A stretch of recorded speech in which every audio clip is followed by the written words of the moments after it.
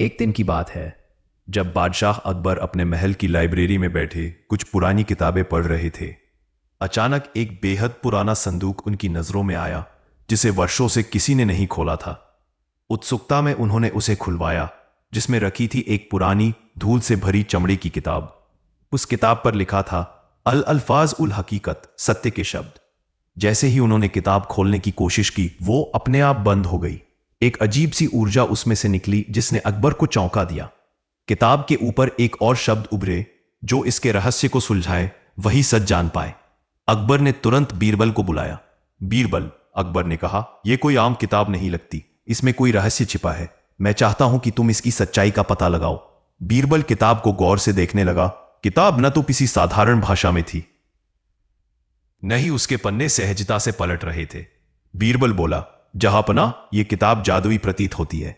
इसके रहस्य तक पहुंचना आसान नहीं होगा। अकबर बोले, तो क्या हम हार मान ले?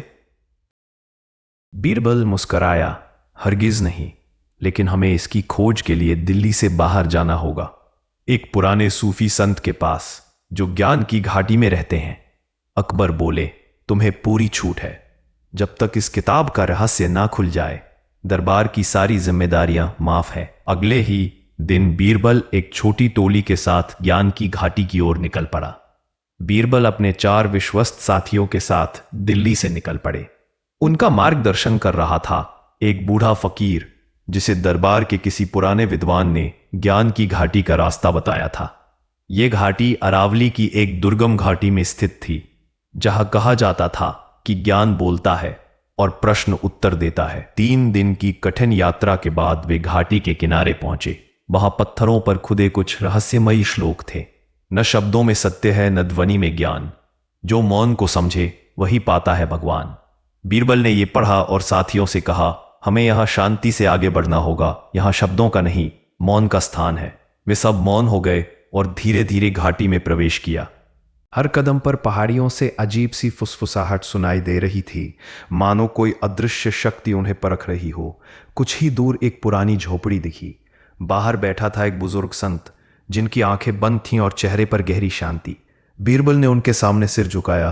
तभी संत ने बिना आंख खोले कहा, वो जो सत्य की किताब खोजता है, उसे पहले अपने अंदर का झूठ मिटाना होगा। बीरबल ने समझ लिया कि यह उनकी पहली परीक्षा है। संत बोले, 3 सवाल पूछूंगा, जो जवाब देगा वही अगला द्वार खोल सकेगा। सवाल 1, संत जो न देखा जा सकता है, न सुना जा सकता है, लेकिन हर जगह मौजूद है। बीरबल ने तुरंत उत्तर दिया, विश्वास। संत मुस्कुराए, तुमने पहला द्वार खोल लिया। सवाल 2, संत जिसे जितना बांटो वह उतना बढ़ता है। बीरबल बोले, ज्ञान। संत बोले, ठीक, अब तीसरा प्रश्न सबसे कठिन है। सवाल 3, संत तुम एक बादशाह के दरबारी हो, पर बताओ, अगर तुम्हें सच बोलने पर जान का खतरा हो तो क्या तुम झूठ बोलोगे? बीरबल शांत हो गए, फिर बोले, अगर मेरी चुप्पी से भी सच छिपता है तो मैं अपनी जान की बाजी लगाकर भी सच। संत ने आंखें खोली। उनकी आंखों में तेज था। उन्होंने कहा, बीरबल, तुम योग्य हो, लेकिन किताब का रहस्य एक व्यक्ति से नहीं खुलेगा।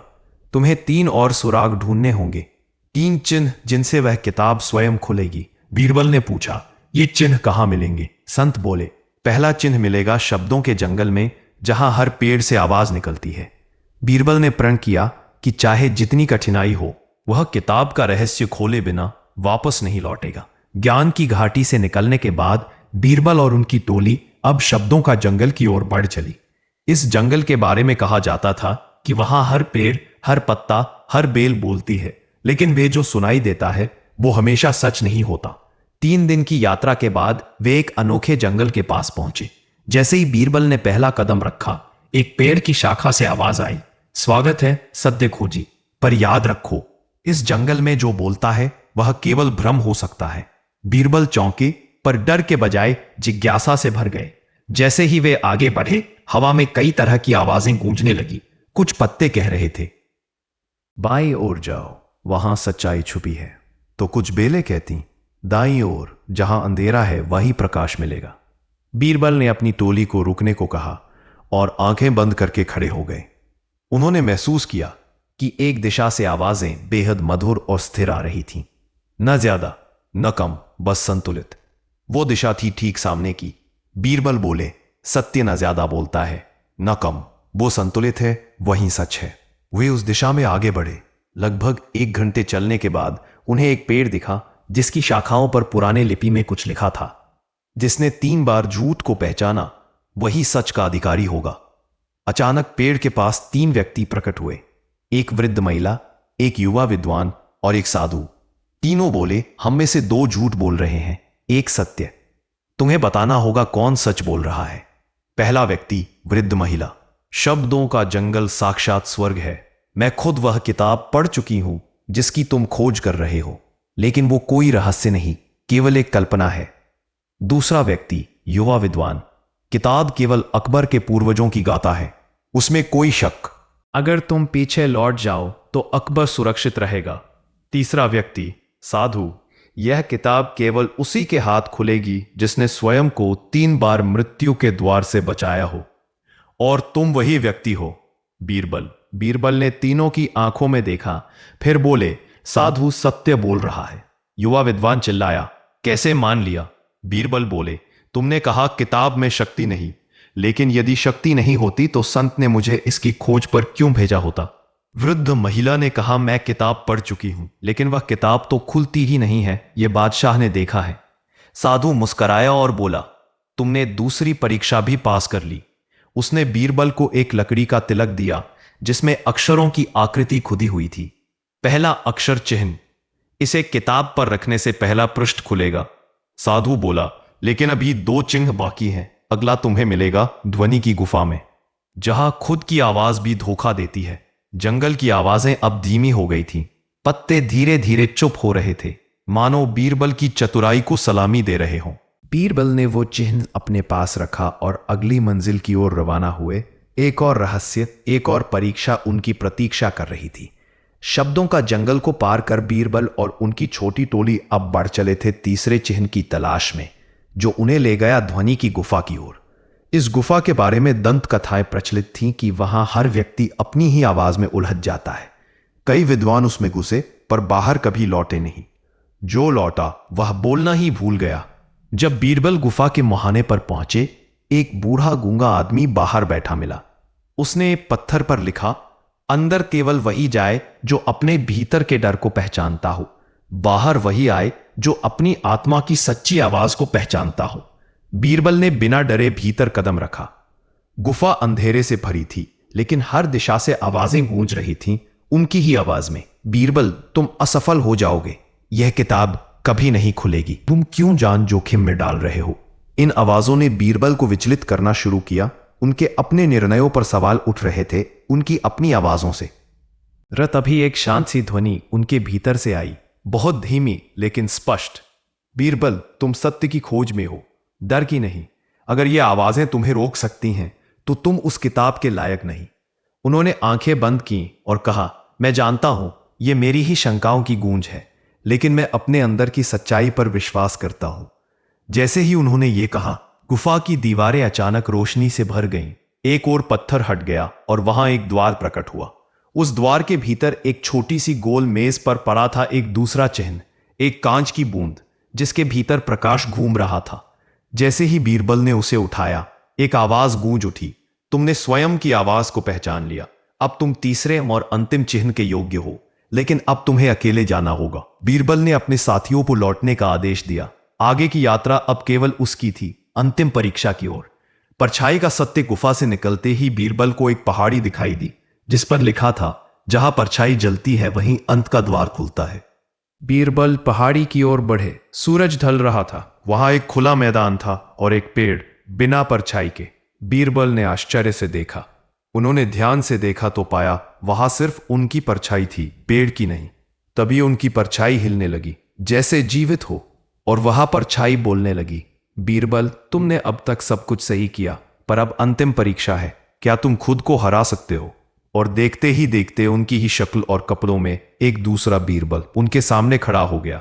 वह बोला, मैं वह बीरबल हूं जो अपने फायदे के लिए झूठ भी बोल सकता है, धोखा भी दे सकता है, अगर उसे सत्ता मिले। क्या तुम मुझसे बेहतर हो?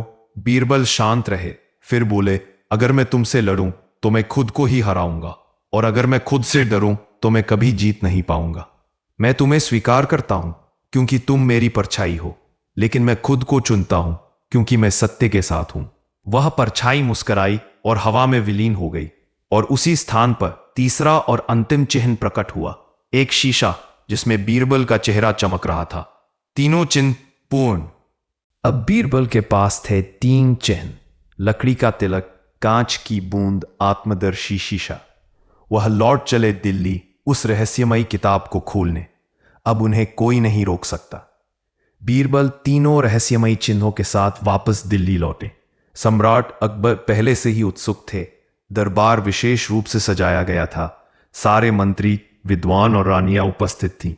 अकबर ने किताब को पुनः मंगवाया, वही पुरानी चमड़े की किताब जो स्वयं ही बंद हो जाती थी।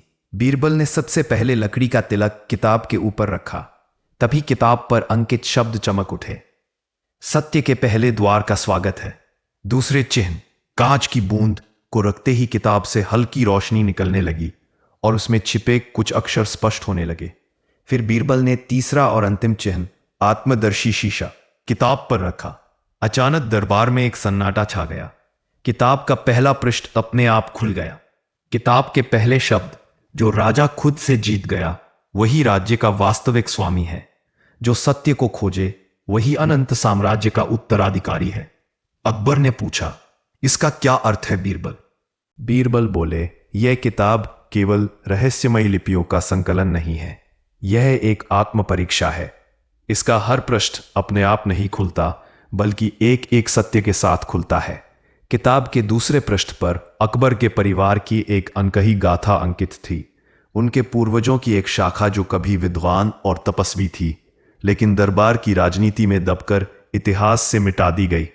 तीसरे पृष्ठ पर लिखा था कि सम्राट अकबर की आत्मा में 2 रास्ते हैं, एक शक्ति की लालसा, दूसरा ज्ञान की सेवा।